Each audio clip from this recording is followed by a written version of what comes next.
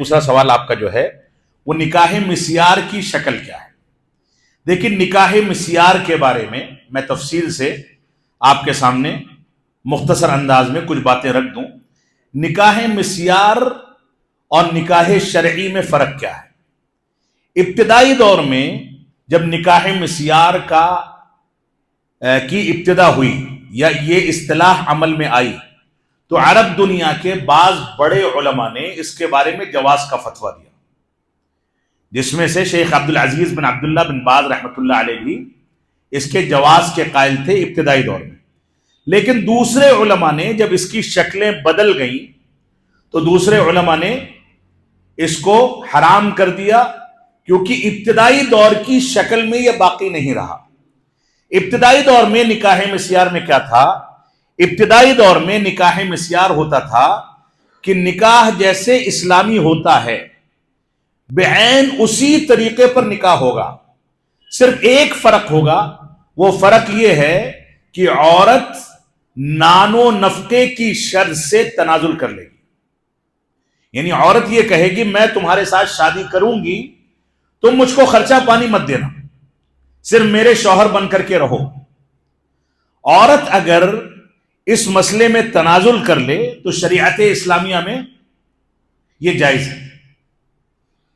لیکن دوسرے علماء کہتے ہیں کہ بعد میں اس کی شکلیں بدل گئیں۔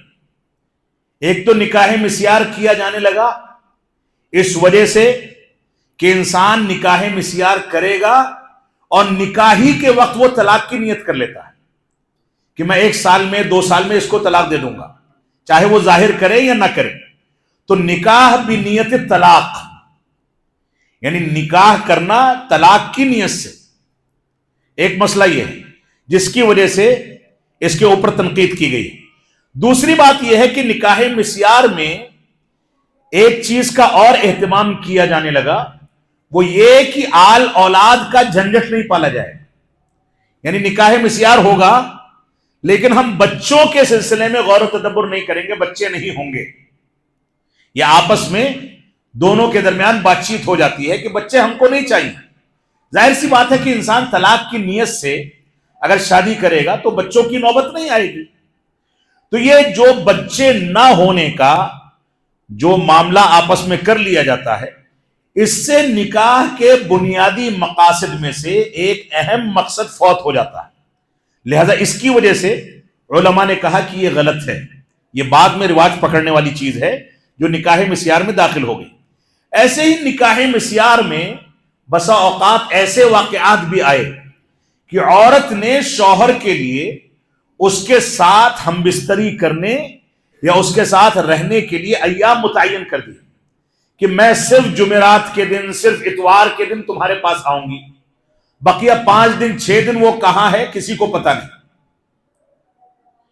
تو یہ جو عورت کی مرد کے زیر کفالت عورت کو رہنا ہے، وہ چیز بھی یہاں سے ختم ہو گئی۔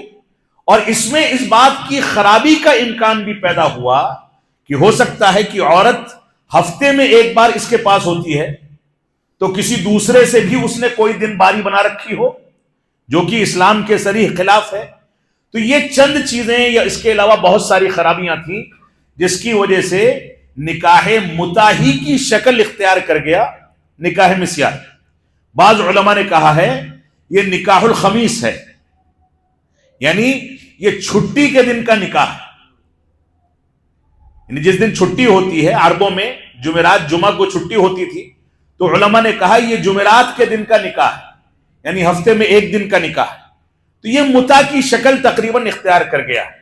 تو موجودہ دور میں جو مروجہ شکل ہے نکاح مسیار کی، وہ یقیناً حرام ہے، اس کے بارے میں کوئی شک و شبہے کی گنجائش نہیں۔ اور شیخ عبدالعزیز بن عبداللہ بن باز رحمۃ اللہ علیہ کا جو فتویٰ ہے وہ دوسری شکل کے بارے میں، اگر ان کے سامنے بھی یہ حقائق ہوتے تو یقیناً وہ اس کی اجازت نہیں دیتے۔